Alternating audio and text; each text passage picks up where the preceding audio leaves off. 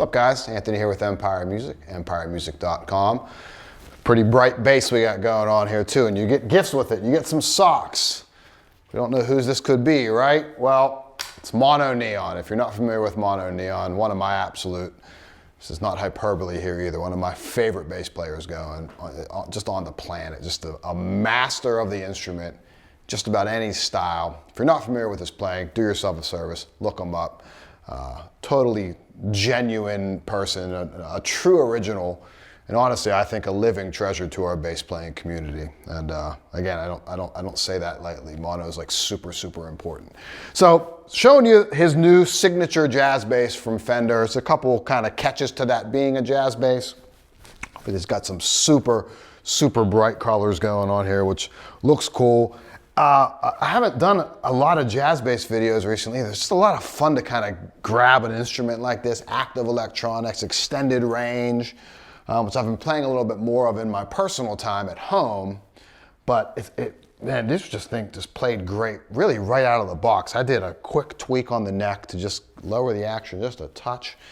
A lot of fun. And it comes with socks. Like I said, if you know MonoNeon, his style kind of puts the sock over the headstock. These are obviously wearable socks. They don't have the holes in them to put the tuning pegs out there. Also, thank God it's not a Chili Peppers video. But, so in this guy, spec-wise, a little bit different than what you would typically see out of a jazz bass. With fireball humbuckers in here. So you have these like dual coil humbuckers, so super hot pickups in there. And a control layout sort of like the Deluxe series stuff that we would see come out, like I think this is made in Mexico bass too. So similar to the Deluxe layout, where we have volume, pickup panning, treble, bass, mid-range, and then active and passive. And when we're in passive mode, we don't have a tone control. So whenever that happens on a bass, Fender's one of the main companies I can think of. I always think of a bass like that the passive is just kind of a fail-safe. You know, if you're on a gig and your battery runs out, you can still keep playing without like losing any sound. So more, again, kind of a safety net more so than a tonal tool. But speaking of tone, tons of characters that we can get out of this thing, from P to J to super scooped out, you know, bass or mid-range, good slap tones, palm muting, all that stuff. Super versatile instrument, just like Mono's style. You know, you hear them on a multitude of recordings, different types of tones, different types of characters, different types of playing.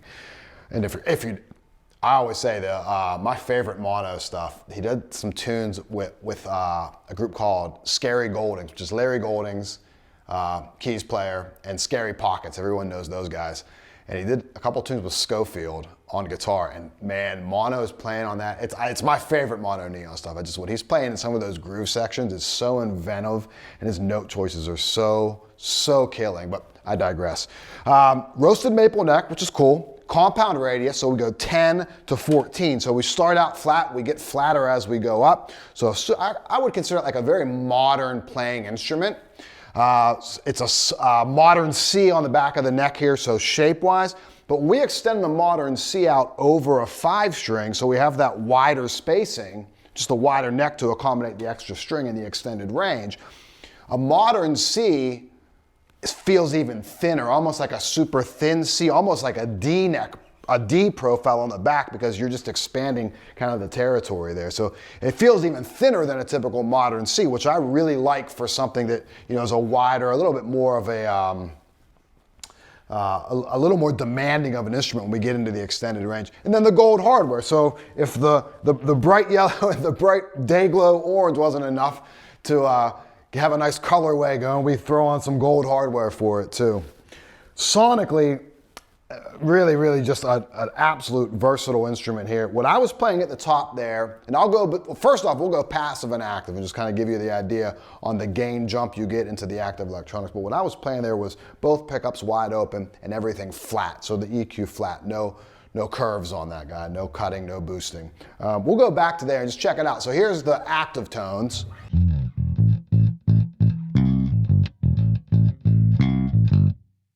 Right, now we go to passive. I'm not moving anything on the amp.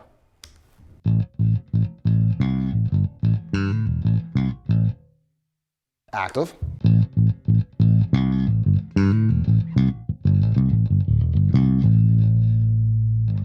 Now what's cool there is that there's not a big jump tonal wise. I noticed a little bit of top end kind of jutting out there when I went to active, and that might just be the gain jump, but it sounds the same. So again, you're on a gig, your battery starts to go, you flip to passive. Now, yeah, you're gonna wanna go back to your amp or hit a boost pedal to kind of substitute in that gain, give the front of house maybe the same amount of gain out of it, but you're not changing the tone drastically in the instrument, which I really like to see out of something that can operate in active and passive. So that's a big plus for me. I'm not gonna spend too much time as far as on the passive side of things, because again, like I said when I did the Player Plus series, I think this is a bass that's really meant to be played in active mode. So we're gonna leave everything flat. We're gonna go front pickup. So kind of the P bass territory here. However, definitely a different character that we don't have the split single coil there. Okay, so we're in active, right? Whoop, volume up, cool. And then everything flat on the EQ. And neck pickup.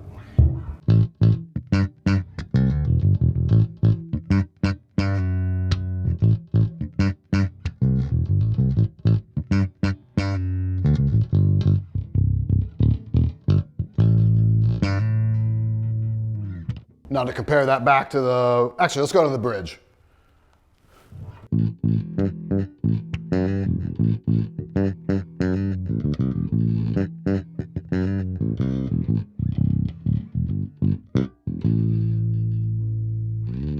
Let's hear all three of those. So we go middle position, so pickup's wide open, flat EQ.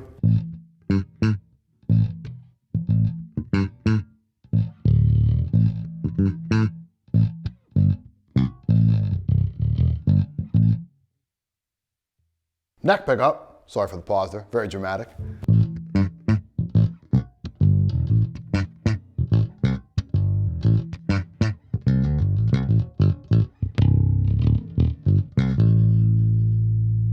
I noticed the B not quite as full and bodied as it is wide open, which is pretty typical, I think, out of a 5-string. I never loved the character of just like a straight P pickup on a 5-string. We'll go back to the neck, or to the bridge, sorry.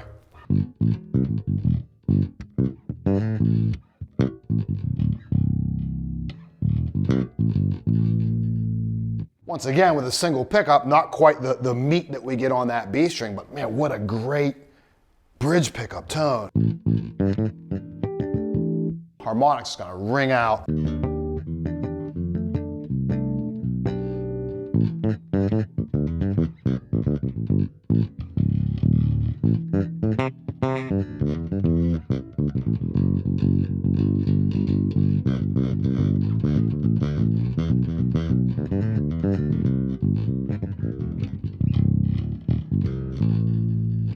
That's like ridiculous. That's just so mid-range. And I'm not even boosting anything on the EQ, so let's play around with that here.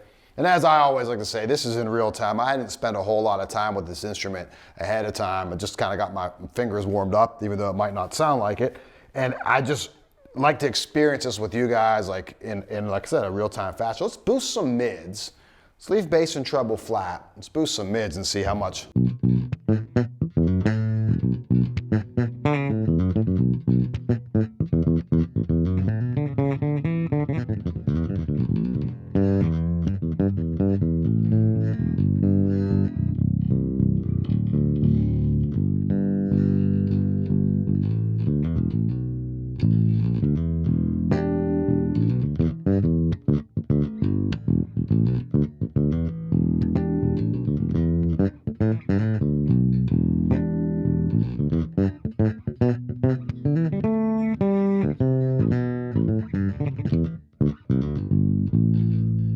That's a great tone. I think it just has tons and tons of mid-range punch to it. Really, really cool. So let's go flat. Let's boost a little bit of lows. Let's go back to the wide open setting. So both pickups. Something I generally would like to use here. Boost the lows. We'll cut a little bit of mids, and we'll actually boost the treble just a touch. Yeah, that's a nice tone. Again, super modern, super punchy.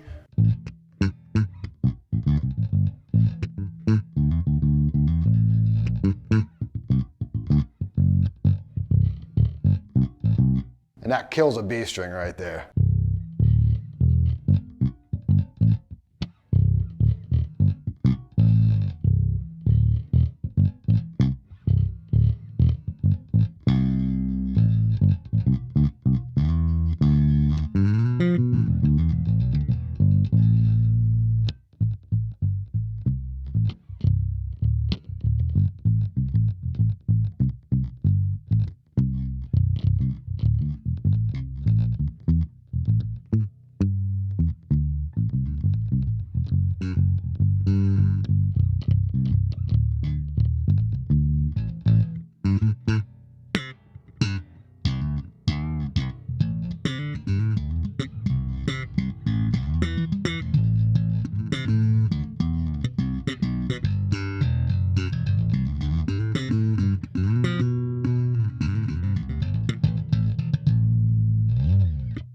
Great modern jazz bass kind of tone there. So where we're at there, let's just compare real quick. I said I wasn't gonna go back to it, but I lied. I'm gonna improvise here.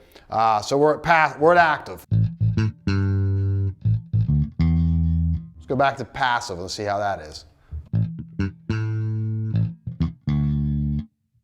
Again, like now the EQ's off, you haven't lost the character of the bass moving back. Again, as a fail-safe, as a safety net on a gig, great option to have. Let's go to the P pickup here, see where we're at, leaving that EQ setting. That's nice right there. Let's actually roll some of that top end off, add a little bit of mids. Yeah, get that barky kind of P bass character there.